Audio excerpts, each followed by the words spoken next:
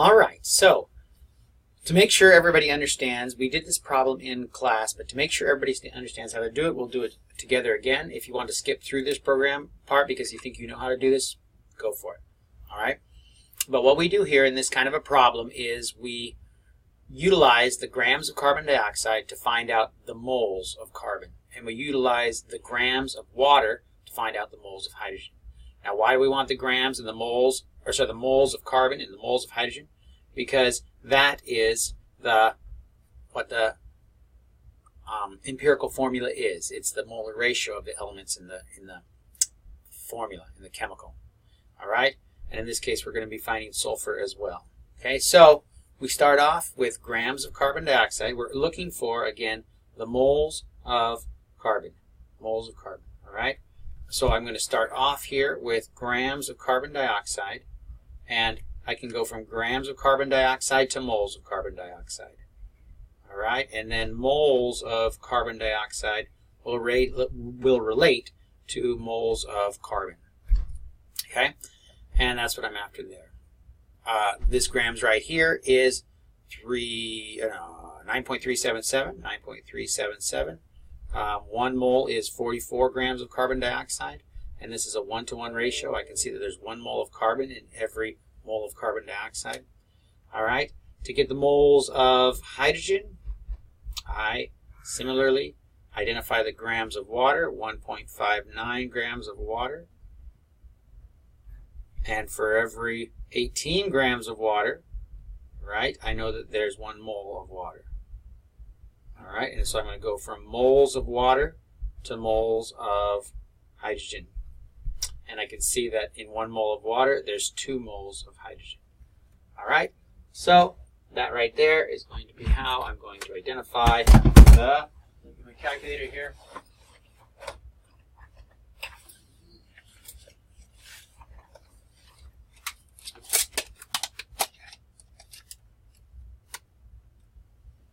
Okay, that's how I'm going to identify my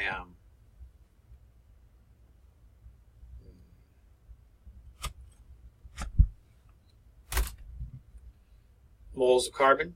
All right, so there we go. So we got 9.377 divided by 44, and that times 1 times 1. So the answer there is 2.211 or 0.2131. All right, and then 1.59 divided by 18 times 2. All right, that's going to give me 0.176 moles hydrogen. So now those values are already what I need to get started with the empirical formula, right? So essentially now I know that I have C 0.2131, H 0.176. I don't have any information about the sulfur yet, but I can get that by knowing the mass of the carbon and the mass of the hydrogen in the sample, because we started off with the total sample mass of being 3.88 grams. Okay, so if I take the sample mass of 3.88 grams, there's 3.88 grams of sample, right? And so let's visualize this a little bit. Here's my little grams of sample, 3.88 grams of sample. If I can identify the grams of carbon in that sample and the grams of hydrogen and subtract both of them, then what's left over has to be grams of sulfur. All right? Now, how can I find out how many grams of carbon? Well, I know how many moles of carbon there were, right? I can take that moles of carbon, and if I want to go to grams of carbon, I can convert this moles of carbon into, grams of carbon, because there's 12 grams of carbon for every mole.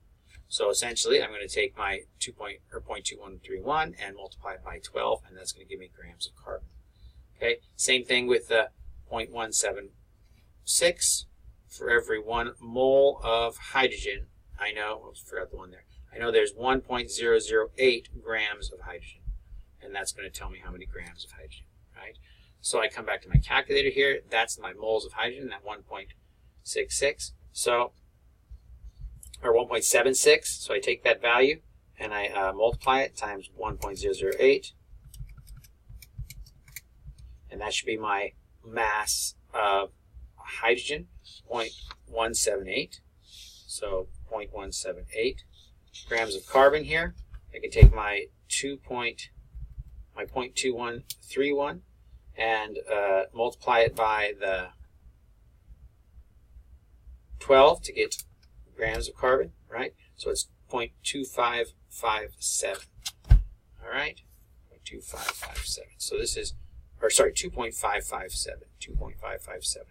So now I take 3.88 and I subtract the 2.557, and then I subtract the 0.178, and I get 1.1445. 1.1445. That's how many grams of sulfur. I look at the periodic table for sulfur, and I see that sulfur has a mass of 32.066. All right, so I go here, 32.066 grams of sulfur for every 1 mole of sulfur. Now, why do I want to go to moles of sulfur? Because I need to find the moles of sulfur in the compound to identify the empirical formula. Okay, so we're going to moles of sulfur now. Take my 1.14455 divided by the 32.066, and that gives me 0.037 moles of sulfur. All right, so now I have all my moles of this material, 0.0357. All right, so now to simplify this expression here, right? Simplify this expression here, I can divide all of these by the smallest number, which is 0.0357. 0.0357. 0.0357. That gives me 1 sulfur. Hydrogens, if I take the 0.176 and divide it by the 0.0357, that gives me 4.92. So that's pretty close to 5. I'm going to write down 5 there. And then the carbon, 0.2131 divided by the 0.0357, that gives me 6. So C6H5S then is our empirical formula that we found. All right, so if you had a problem there, hopefully you can go back through this video and figure out what the issue was. All right, now, when we see a chemical equation provided for us, a balanced equation, right? That balanced equation is a whole host of stoichiometric relationships. Remember, stoichiometric relationships means like for every 2 carbon monoxides here, 1 oxygen is reacted. 1 oxygen gas, right? 1 O2 is reacted, and 2 carbon dioxide are produced. These are examples of stoichiometric relationships. When you and you can pick these up not just from chemical reactions, you can pick them up from just simple chemicals, right? For another example, every molecule of carbon monoxide has 1 atom of carbon, or every mole of carbon dioxide has 1 mole of carbon, right? So these are all stoichiometric relationships, and we want to be able to use the equations to identify stoichiometric relationships as well. Using equations, the values in front of the coefficients in front of the reactants or products. For example, A plus B, maybe 2 B's combined to form this chemical like that. I have stoichiometric relationships here, and those coefficients, now the coefficient here is 1, it's not shown, right? We don't show the 1. But those coefficients can be used to make stoichiometric statements. For example, if I put 2 A's in, do I know how many AB2s I should be able to get out? All right, so here are some examples of stoichiometric relationships for this given chemical reaction, right? And we want to become comfortable with this so that more complex stoichiometric relationships can be recognized. So here we can say 1 mole of nitrogen goes in and 2 moles of this chemical, which is called ammonia, can be produced. All right. If we put in 3 moles of hydrogen gas, then we can get 2 moles of ammonia out. All right. So these stoichiometric relationships. How about you try one by yourself here? So if I if I put in 2.2 moles of nitrogen gas, how many moles of ammonia can I get? If I put in 2.2 moles of nitrogen gas into this equation here, how many moles of ammonia can I get? All right, take a few seconds to try to answer it. Push pause if you need to. All right, and again, the answer is more about the method than the actual answer itself. All right, so hopefully you got the chance to work on that one. So I'm after moles of ammonia, so I put that to the right of my equal sign, moles of ammonia, NH3, and I'm told that I have 2.2 moles of N2. Well, I can relate that to moles here to moles there by going moles of N2, moles of NH3 in this given equation, and I can see that it's 1 going in, 2 coming out. So for every 2 moles of ammonia that are produced, 1 mole of that is required. And then I can see that I need to multiply 2.2 times 2 to get 4.4 moles of ammonia. All right, so utilizing the power of the equation, which is the stoichiometric values here. All right, so here's another question. Why don't you guys finish this one up? All right, 2.3 moles of ammonia, how many moles of nitrogen are used when 2.3 moles of ammonia are produced? Take a second, give it a shot. All right, I'm going to show you how to do it. If you haven't tried it yourself, you're missing the opportunity. Please take a second to do it. So the question is, how many moles of nitrogen gas? So we put to the right of the equal sign, moles of nitrogen gas, right? And then over here to the left, we start with moles of ammonia, NH3. And we're told that it's 2.3 moles of ammonia. So we can relate moles of ammonia, NH3, to moles of nitrogen gas this time. I knew I had to have moles of ammonia down here to cancel this, and I knew I needed to end up with moles of nitrogen gas. The relationship here, I look at my equation. I see that there's 1 mole of nitrogen gas, 2 moles of ammonia. All right, so 2.3 divided by 2 will be our answer.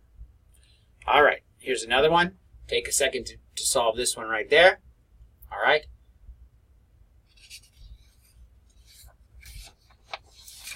All right, hopefully you actually took the time to do it. All right, I'm going to show you how to do it now.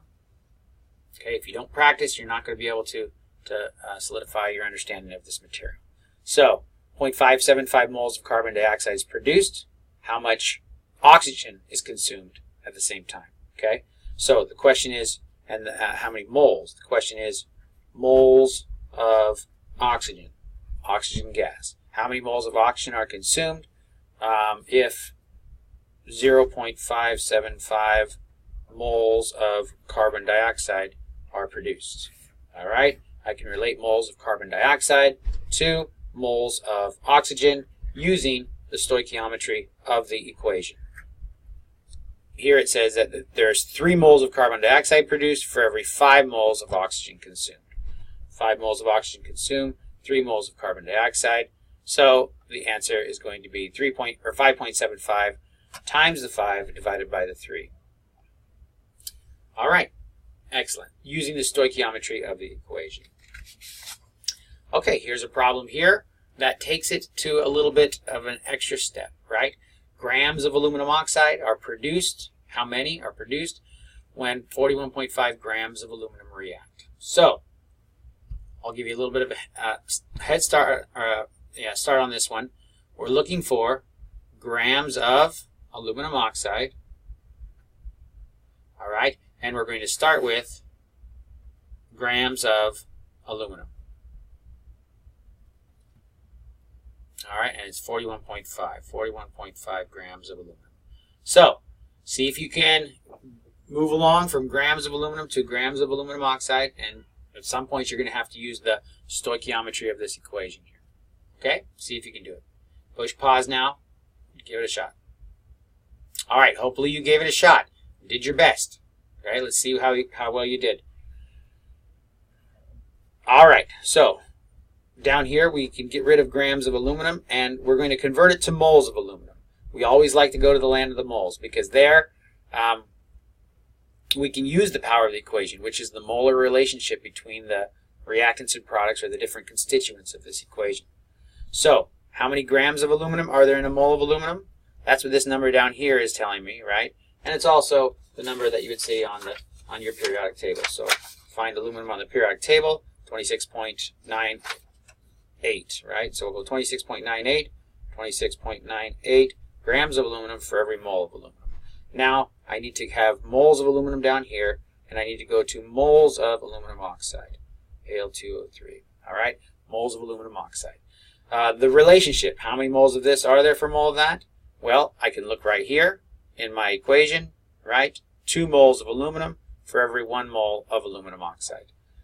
2 moles of aluminum, 1 mole of aluminum oxide. Now, this is also going to generally, if you're talking about atoms and compounds, you're going to be able to see how many moles there are. Sometimes it's different in terms of from compounds to compounds. So you can use the stoichiometry from the equation. All right, so we're moles of aluminum oxide. I go from moles of aluminum oxide, Al2O3, to grams of aluminum oxide, because I want to end in grams of aluminum oxide.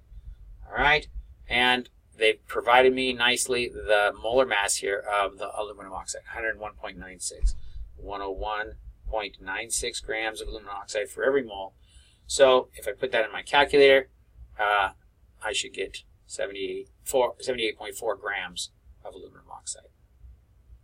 All right, here's another one for you to practice. All right, so take a few seconds, push pause, practice this. Could take a while, but you want to make sure you go through it. Not terribly tough one here. Go ahead and take your time to do it. All right, hopefully you took a chance to practice. Let me show you how to do this one. We're looking for, to the right of the equal sign, moles of KOH. We're starting with 3 moles of potassium sulfate. 3 moles K2SO4. All right. Make sure anytime you see a polyatomic ion, flip the back of this chart here, identify what the name of the polyatomic ion and the charge of it is. Okay. 3 moles of potassium sulfate. How many moles of KOH? Moles of potassium sulfate go down here, and moles of KOH go up here. Moles of KOH, potassium hydroxide. All right, and I can use the equation here to identify that there's 2 KOHs for every 1 K2SO4. 2 KOHs for every 1 K2SO4. Okay, so 3 times 2, my answer should be my 6 moles there. All right, very good. All right, here's another one.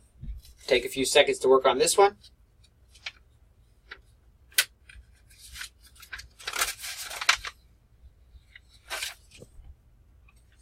All right, did you work on it? Push pause if you're not done. Make sure you finish it. Get a good workout here, okay? So, to the right of the equation, grams of water, right? To the right of the equal sign, sorry. Grams of water. All right, I start with top left, 1.2 grams of H2SO4. 1.2 grams H2SO4. All right. Now, I go from grams of H2SO4. I always go to the land of the moles because then I can use the power of the equation, which is given to me here. Okay. Moles of H2SO4. All right. And for every mole of H2SO4, I can know moles of water. That's what the power of the equation tells me. And then I can go from moles of water to grams of water with the molar mass of water, which is 18. All right, so what's the molar mass of the H2SO4? Well, they told me that as well here, 98.08. So that goes down here, 98.08 grams for every mole. All right, what's the relationship here? We're looking at water and H2SO4. So here's 1 H2SO4 for every 2 waters. 2 waters for every 1 H2SO4. Where did we get that? Again, this is a 1 in front of here, right? And then this is a 2 in front of the water. So the stoichiometric relationship shows that one of these goes in and 2 waters is going to be produced. All right, there it is. So 1.2 divided by 98 times 2 times 18 should be our 0.44 grams of water produced when we put in 0.12 grams of H2SO4. All right, so a little more practice on balancing, and then we're going to wrap this chapter up. Okay? So why don't you take a moment and try to balance this equation good. All right? So, again, usually, if you haven't finished yet, push pause and finish it. But usually I find it effective to make a list of the different components here. All right? We see barium. We also see that the OH, the hydroxide ion, is there. And I'm not going to split up the oxygen and the hydrogen. I'll just keep them together. We see sodium ions, and we see sulfate ions, SO4s. So I'm going to put these on two sides, this being the left being here the reactants, and the right representing the products. Okay, so here's my chemical reaction, and I want to have the same on both sides. All right, I can see right off that I'm going to need to put more sodium on the right side. So I'll put a 2 in front of maybe this sodium here, giving me 2 sodiums.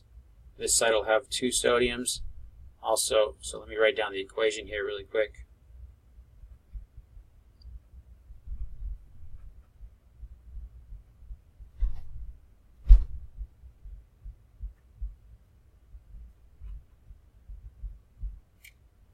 Okay, so I'm going to put the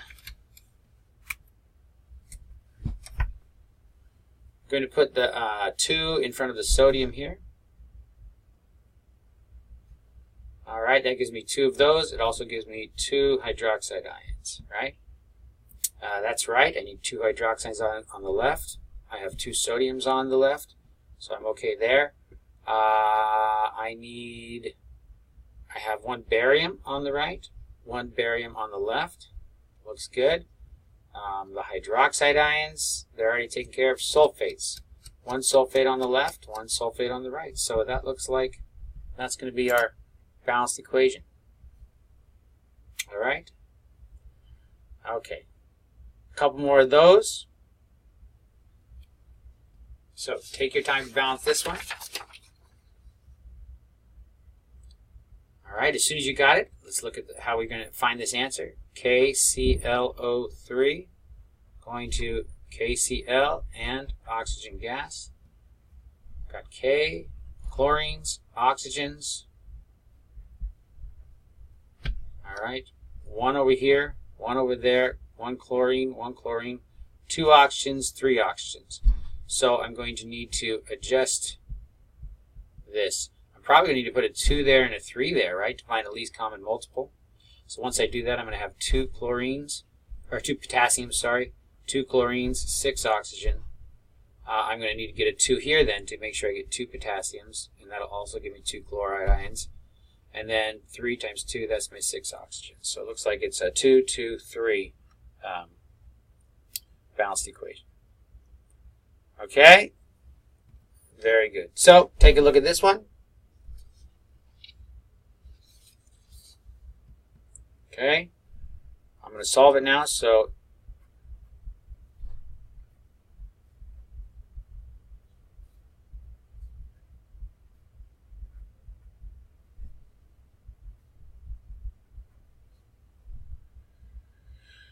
okay, so got hydrogen ions.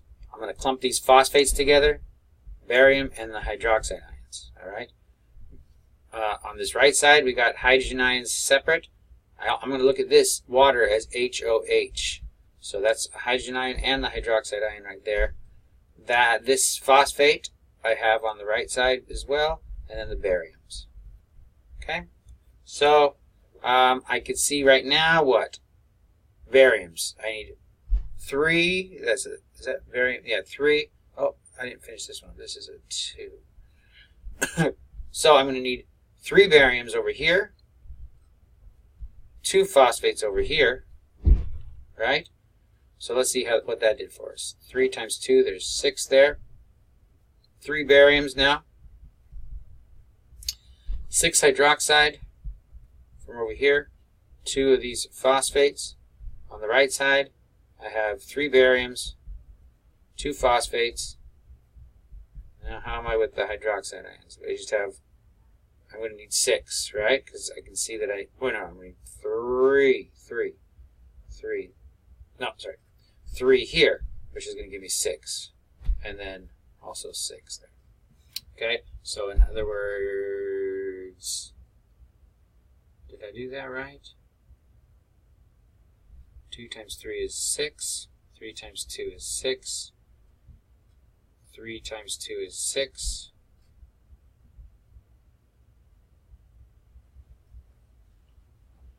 3 times 2 is 6.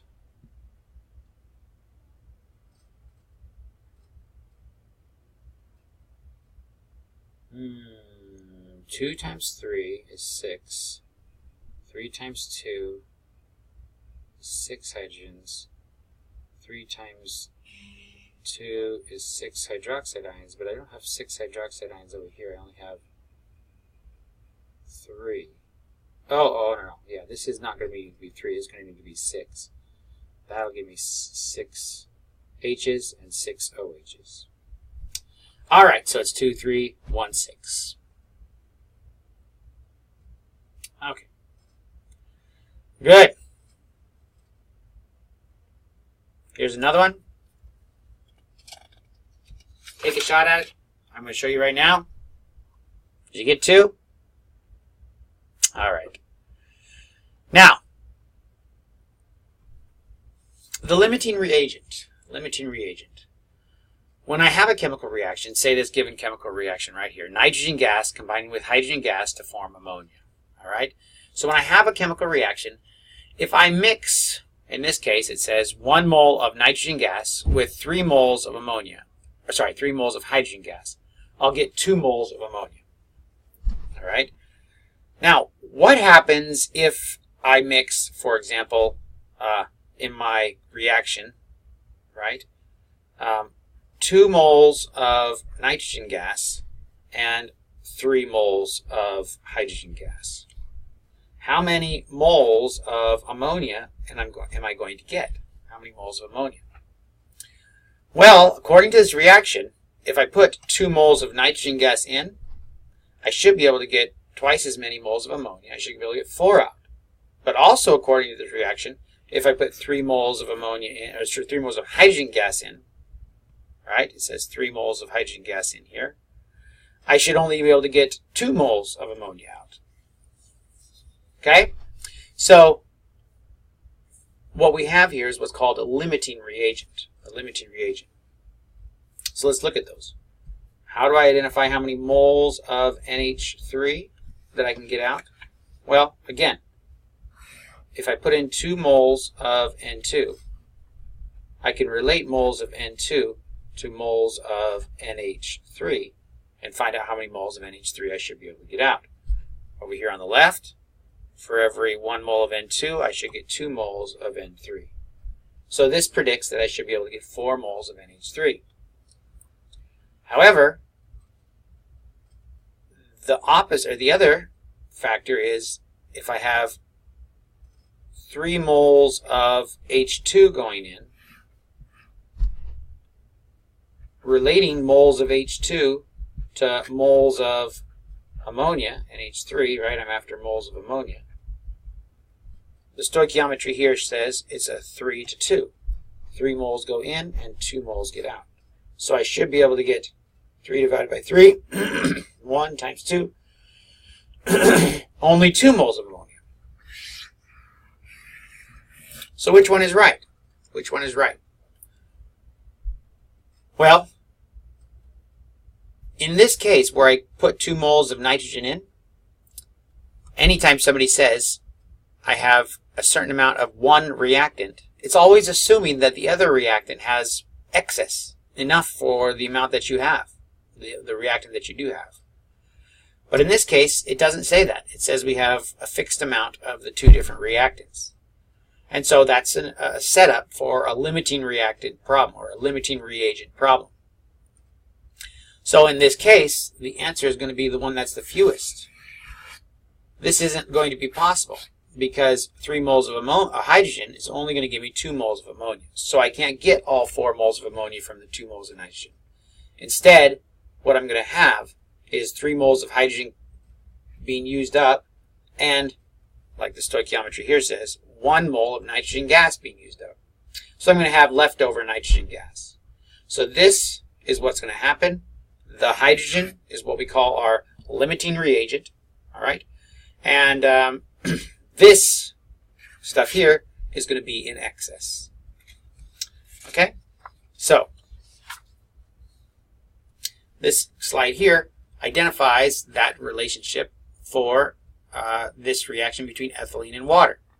1 ethylene combines with 1 water and forms ethanol. It's a 1-to-1 ratio. If I have 3 ethylenes and 3 waters, then I get 3 ethanols. But if I have 2 ethylenes and 3 waters, I'll only get 2 ethanols. Okay? Well, here's another example. 1, 2, 3, 4, 5 waters. Am I going to get 5 ethanols? No, because I only have 3 ethylenes. So a total of 3 ethanols and then just the leftover water. In this case, the limiting reagent is what? What's the limiting reagent? Good, or close. The limiting reagent is the ethylene, right? And what's left over? What's the one in excess? The excess is the water. Water was in excess. All right. So here's a chemical reaction, and we want to determine what the limiting reagent is. We're also going to identify what we call the theoretical yield. Theoretically, according to how much of the limiting reagent we have, we should be able to determine how much product we should be able to get. Okay? So take a look at this one. See if you can get as far as you can on it, all right? Following the model of what we did before. All right, hopefully you had a chance to try this one, okay? Now, first of all, we're looking for the limiting reagent. So what we want to know is which one's going to run out. Now, there's a couple ways to approach this, right? But what we're going to do is we're going to say how many grams of, let's choose one of the products, water, and it's good to choose water because they want to know what the theoretical yield of water is. How many grams of water are we expecting to get out of this process if we have 1 gram of each reactant? So the equal sign then is grams of water. All right, to the right of the equal sign is grams of water. And we'll start with what? 1 gram of what? Each reactant? Well, we can only choose one to know what theoretically how much water we should be able to get out. So again, that's a sign that it's a limiting reagent problem. They've asked us basically how much water we're going to get with 1 gram of calcium hydroxide or 1 gram of HCl. Okay, so we need to solve both of these to find out which one produces the least. And then that will be the theoretical yield. And also the one that produces the least, that reagent will be the limiting reagent. All right, so if we start with 1 gram of calcium hydroxide, we're in grams of calcium hydroxide. We go to the land of the moles because we get the power of the equation there. All right, so I go to moles of calcium hydroxide. Down here, I see that it's 74. I'll write 74 there. 0.09 grams of calcium hydroxide for every mole of calcium hydroxide. And then I go from moles of calcium hydroxide to what? I need to get to water, so moles of water. All right. And I can see from the stoichiometry of the equation, 1 calcium hydroxide, 2 moles of water. 1 to 2. Now I'm in moles of water, and I want to go to grams of water. 18 grams for every 1 mole. All right. Seeing that pattern there, can you fill up the rest of this one here? All right, push pause and see if you can fill that up with the same pattern as above. All right, excellent. So, hopefully you did it. If you didn't take this opportunity to learn, you're missing out. So I'm going to go grams of HCl to moles of HCl. That's the molar mass. It tells me right here it's 36.46. 1 mole, 36.46 grams. I go from moles of HCl to moles of water. The stoichiometric relationship is identified here in the equation. It's a 2 to 2 ratio, or I could say 1 to 1, right? Same thing. All right, and then I go from moles of H2O again to grams of H2O. That's 18 grams for every mole again. All right, so this is a chart that kind of works it out for you. You don't have to worry about this chart. Just follow these models here. If you want to look at that chart, you're welcome to say push pause and figure out exactly what they're telling us. But the answer here is for, well, let's do it in the calculator because the chart only goes to, does it go to grams? Let's see.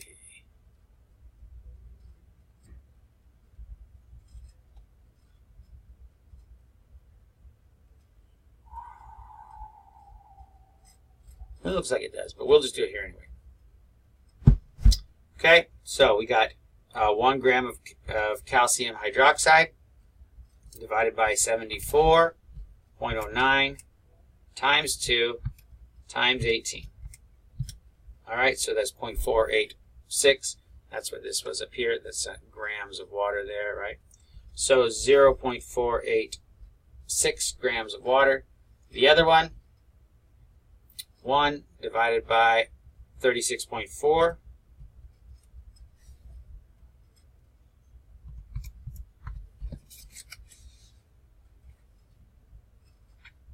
Times 2 divided by 2, I'll leave that out, times 18.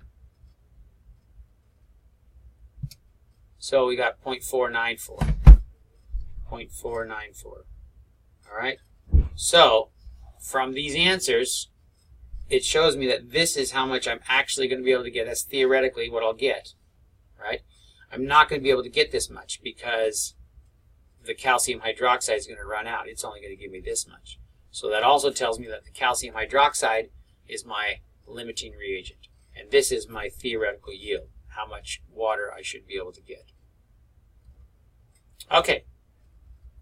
So here's another one. How many grams of NO, nitric oxide, or nitrogen monoxide, can form when 30 grams of ammonia and 40 grams of oxygen gas react according to this reaction?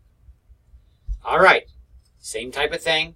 Different material on the right of the equation, right? Different grams of different material, but following the same pattern, starting with different masses of different reactants.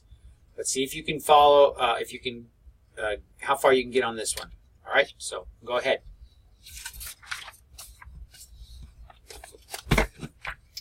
Okay, so let's see how you did. All right, to the right of the equal sign goes grams of what? NO, right? Grams of NO. And they ask us about grams of NO. And, you know, we're talking about limiting reagent, introducing your limiting reagent, you're going to know. But usually in the problem, you're going to read it and you might not remember. But when you see that they give you the mass of 2 different reactants, that's an indication that we're dealing with limiting reagent problems. So you have to do it twice. You have to identify the mass twice and find out which is the limiting reagent. So the first one is 30 grams of NH3. We'll go from grams of NH3 to moles of NH3, and then we'll convert moles of NH3 into moles of NO, and then we'll go from moles of NO into grams of NO. All right. The molar mass for ammonia here says on the slide, right, 17 grams for every 1 mole. The molar ratio of NO to ammonia, it's 4-to-4 ratio. So 4-to-4, or I could have put 1-to-1 as well. The grams of NO is 30 grams for every 1 mole there. All right, and now if I do 40 grams of oxygen gas, all right, grams of oxygen gas going to moles of oxygen gas, moles of oxygen gas going to moles of NO, moles of NO going to grams of NO. This is, again, I'm here 30 grams for 1 mole. This ratio here, NO to oxygen gas. Well, there's 5 oxygen gases, it says, for every 4 moles of NO. 5 oxygen gases, 4 moles of NO. Mass of oxygen gas, about 32 grams. 32 grams for every mole there. All right, so let's do the top one here. 30 times, or divided by 17, times 4 divided by 4, I'll leave that out, times 30. So it should be 52.9 grams of NO. The second one, 40 divided by 32 times 4 divided by 5 times 30. 30 grams of NO. So that shows us that this one here is what's actually going to happen. We don't have enough O2 to get 52 grams. With all the O2, the max we could get is 30 grams. If we had 30 grams of ammonia, we could theoretically get 52.9, but we're going to run out of oxygen because the oxygen will only produce that much. So this is theoretically how much we're going to be able to get. That's how much we could get if that was if all of that was being consumed, but it's not. So what that shows us is this is running out first, and the oxygen is the limiting reagent. This is the theoretical yield. Okay. Another one, a gram of each of these compounds. What is the expected mass of that product? All right. Take a moment, work through this one.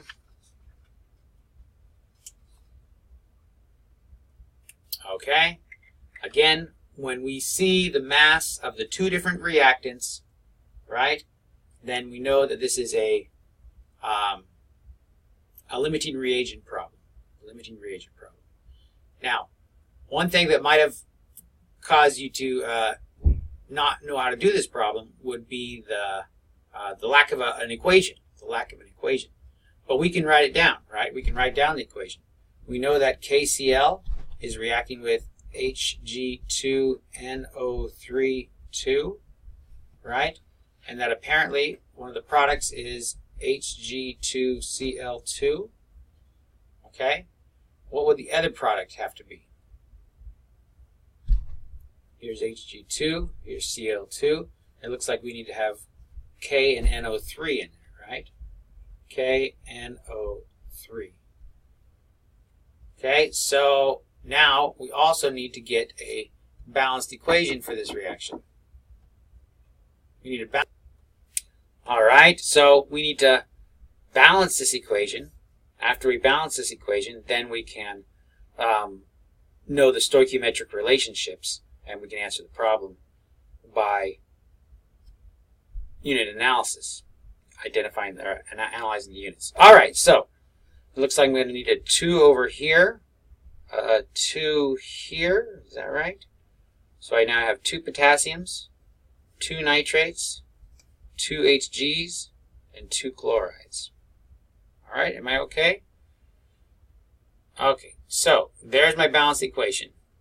Now, the question is asking me, what is the expected mass of Hg2Cl2?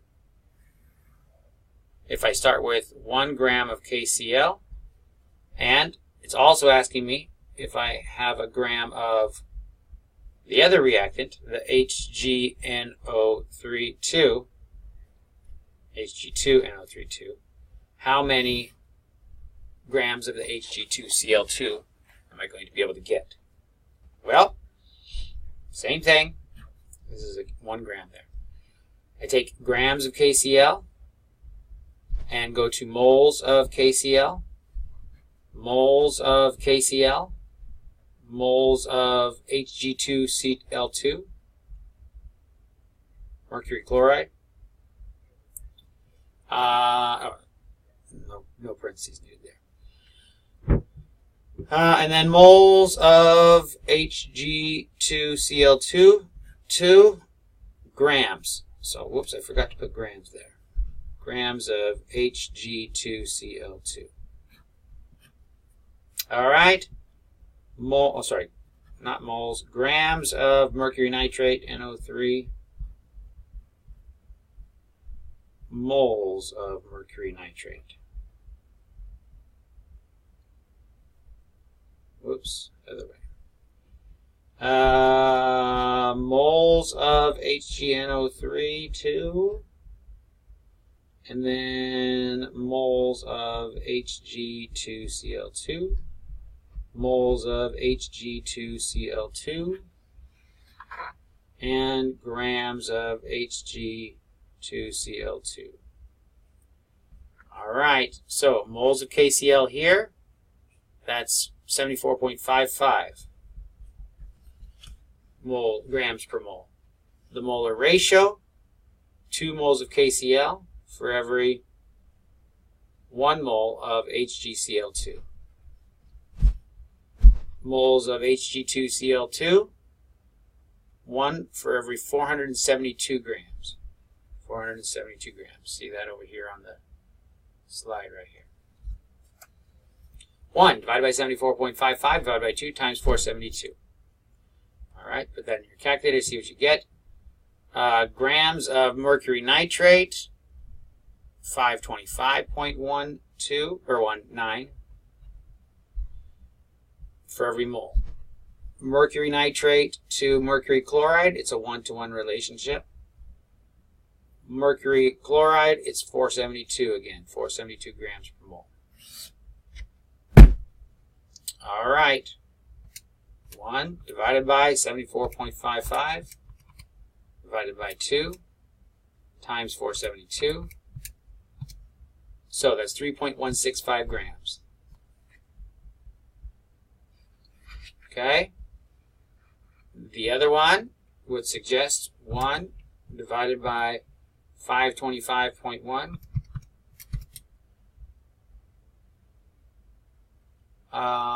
What else?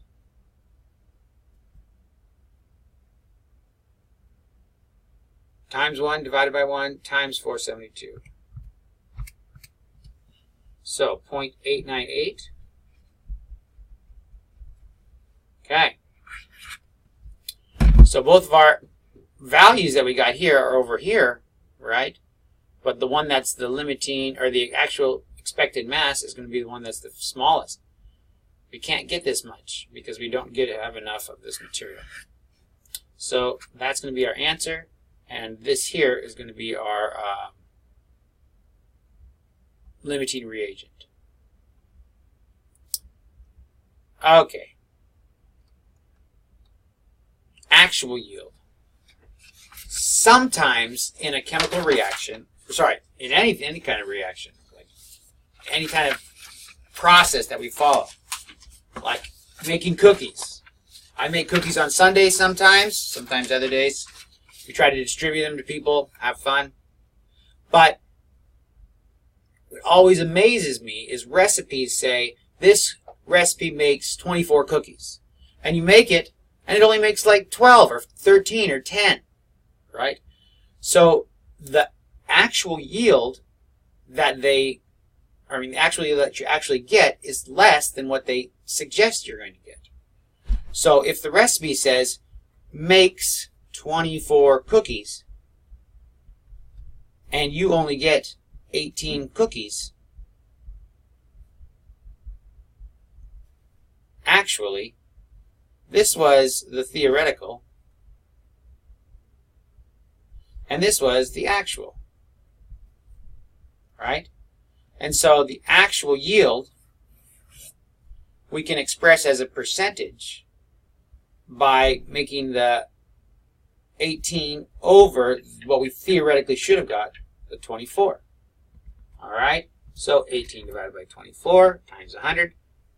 The actual percent, or the percent yield, is, this times 100, is 75%.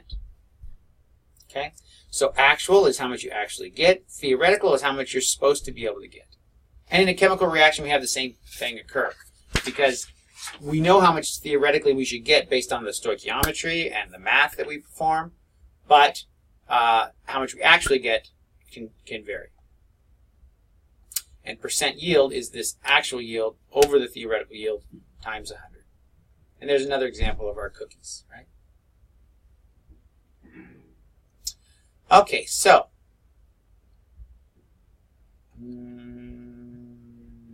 let's see, which one do we want? Where did the question go?